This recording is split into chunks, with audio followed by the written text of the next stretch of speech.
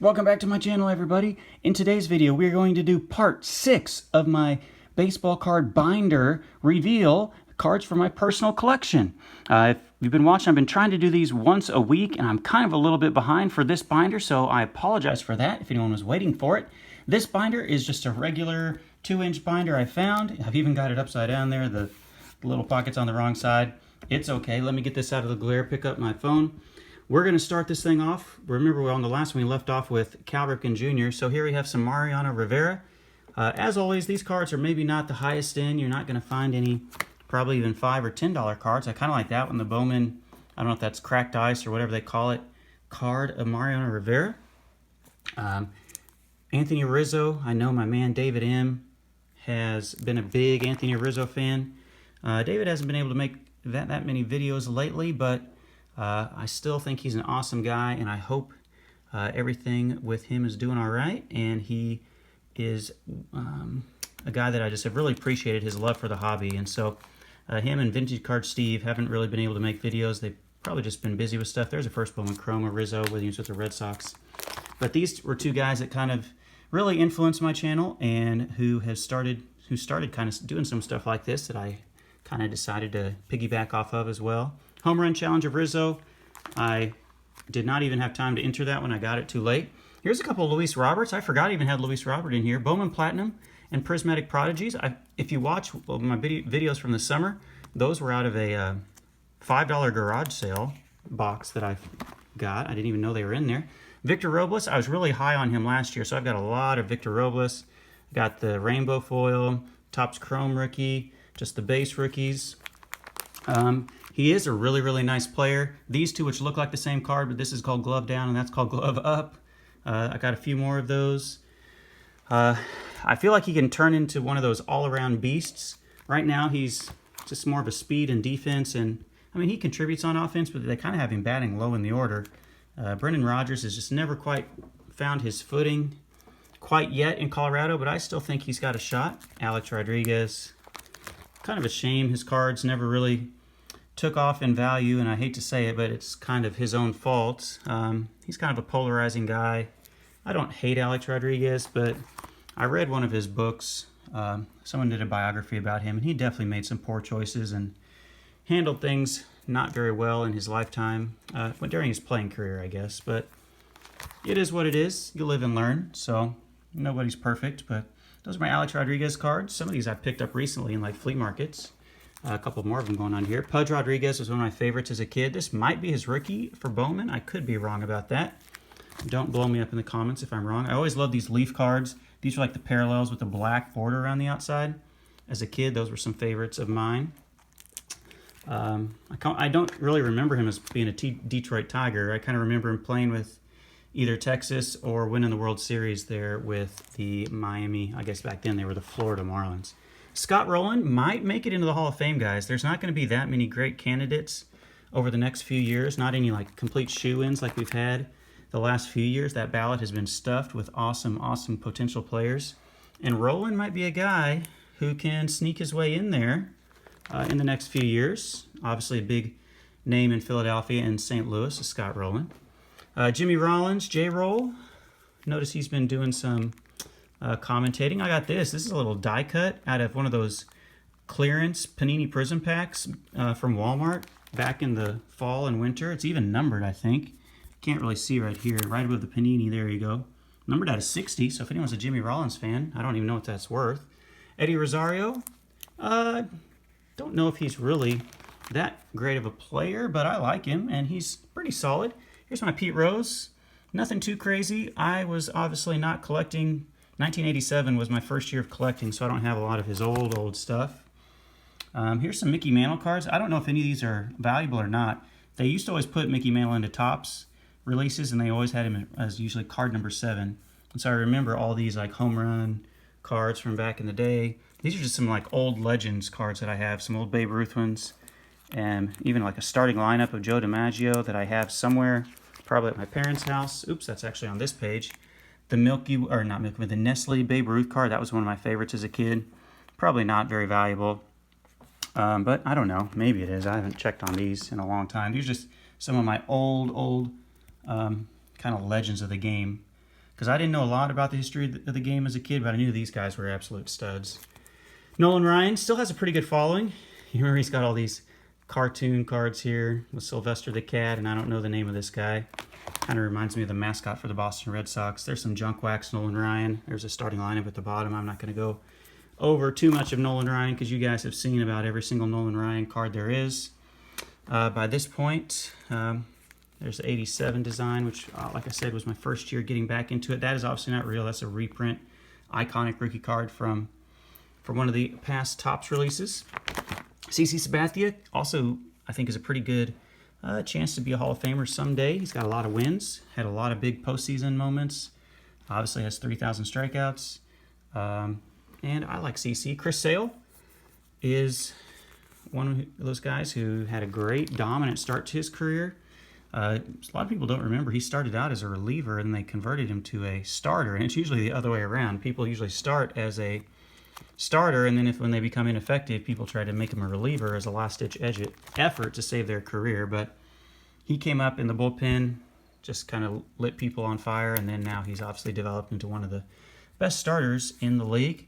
There's the Gary Sanchez rookie card. He's kind of having a rough go of things right now, so not probably the best time to sell your Gary Sanchez. Might be a good time to buy. Speaking of Sanchez, this dude has been absolutely bonkers for the Marlins. If you haven't been watching any Marlins games, do yourself a favor and watch when Sixto Sanchez pitches.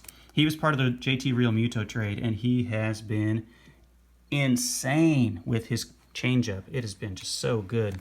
As there's more Gary Sanchez. Ryan Sandberg, I've mentioned before, an amazing through-the-mail autograph guy. For $5, you can get yourself in quick return, like in less than 2 weeks, of a Hall of Fame legend of the game, MVP, Rhino. Great dude, Topps Metal Universe. You can't do anything better than that in the 1990s. Come on, guys. Look at that. That's a nice little picture there, too. Well, I don't want to turn that sideways. Grace and Rhino.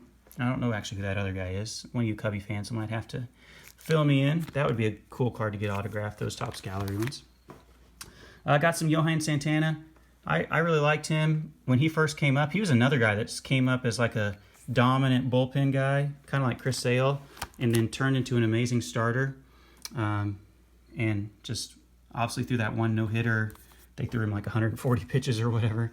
Here's my Max Scherzer. Now, he is a Hall of Famer, future Hall of Famer. It's a lock, guarantee. Pitching cards aren't usually valued as high as position players, obviously, but I found all these in like a grab bag at a flea market for $5. So I got all these Max Scherzer rookies. Now they're paper cards from Bowman, but see, there's another one up there. There were a whole bunch of them he had in like a box that I bought, not even knowing it was in there. There's this one. I need to get this one graded before it really blows up. That is one I bought at a card show for like $6. I don't know, $8. I'll have to go back and see how much I paid. But that's it's the legit card, US, or Update and Highlights 280. That was before they called it Update Series. It's called Update and Highlights. Curt Schilling could be the next guy to make it into the Hall of Fame. A lot of people think he might be the guy next year, maybe the only guy next year. There's obviously the Bloody Sock. I can't say that I necessarily agree with everything Schilling has done off the field and some of his comments that have been just, in my opinion, pretty disrespectful. I always kind of didn't know what to do with this card as a kid because it has that weird like negative or print mark or camera glitch or whatever. So I always thought that was kind of a cool one as a kid, but obviously it's not really that great now. Rest in peace to our man Tom Seaver, Hall of Famer, from all accounts an amazing human being, and just an absolutely great player, and from what I can find out, a great person as well. Here's Corey Seager, who is really enjoying a nice bounce-back year after having injuries kind of ruin his last couple years. There's a Snowflake rookie card, not his true rookie card, but the Snowflake version. Nick Senzel was out. I think he might have been one of the guys who was on the coronavirus list there for the Reds. I don't know if they officially came out and said he was the one who tested positive, but he just kind of went on the DL right after all that broke. This one I found at a card show, rated rookie from Optic. I don't know the name of that parallel, but that's a pretty cool one. Severino, I put him in here because he was so good for the Yankees, 2 years ago, and now he hasn't been able to pitch because he's been getting hurt. There's a random Gary Sheffield. We're about to get into his cards. So Will Smith, I put a couple of them. First Bowman Chrome of Brady Singer. He almost threw a no-hitter, right? Took a no-hitter into the 7th inning last night against the Cleveland Indians. And they're Singer and Kowar teammates at Florida and now teammates with the Royals.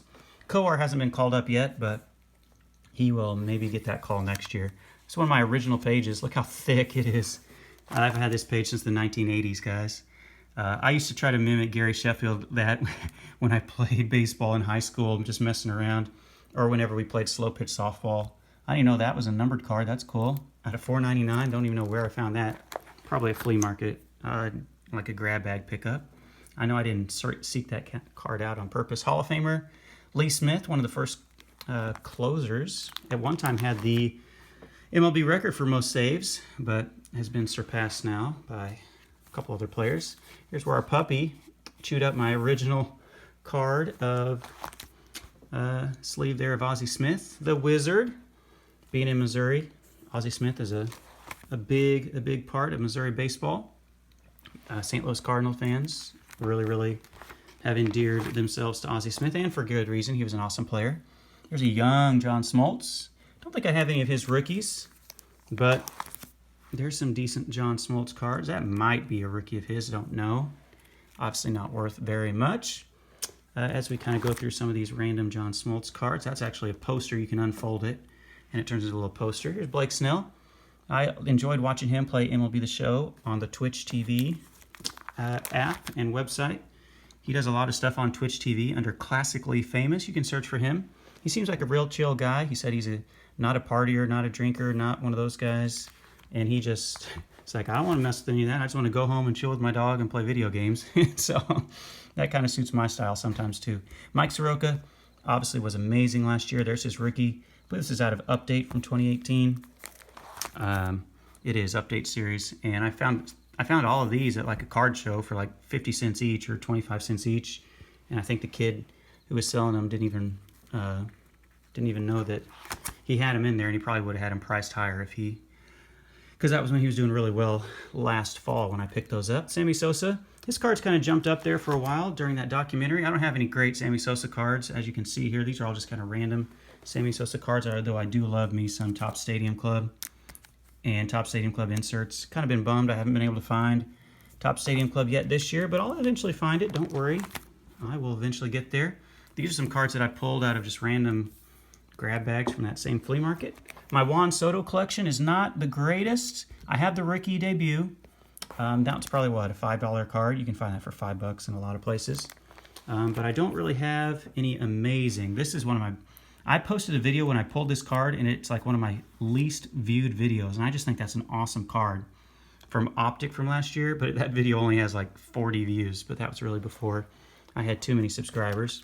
But Juan Soto, I think, is a potential absolute legend in the making. George Springer, you know, say what you want about the Astros, and I'm definitely not trying to defend what they did, because I think it's absolutely horrific what they did. But just as a human being, I think George Springer's done a lot of good stuff, and has been a pretty good role model for people overcoming their challenges, as he's battled stuttering his whole life, and now is kind of a person in the public light who people who also battle that can look to as a source of hope and a source of motivation to keep fighting through their struggles, personal struggles. It doesn't have to be with stuttering, but with anything. So I do give him personal props for that, even though professionally I do not think what the Astros did is defensible at all. So anyway, thank you so much for being a part of this video. As you see there, I didn't have any amazing cards. My best cards are in 3,200 count boxes. At some point, I'll actually show you those, and I'll go through those so you can see some other cards I have in my collection that are a little higher end than this. But thank you so much for joining me. I have one more binder. You can see there we ended on Springer. We're going to close out the alphabet from Springer on to the letter Z. Barry Zito, I think, is the last one in my binders, which you will see hopefully in a week or so. Thank you so much for watching my videos, guys. Be good out there. We'll see you.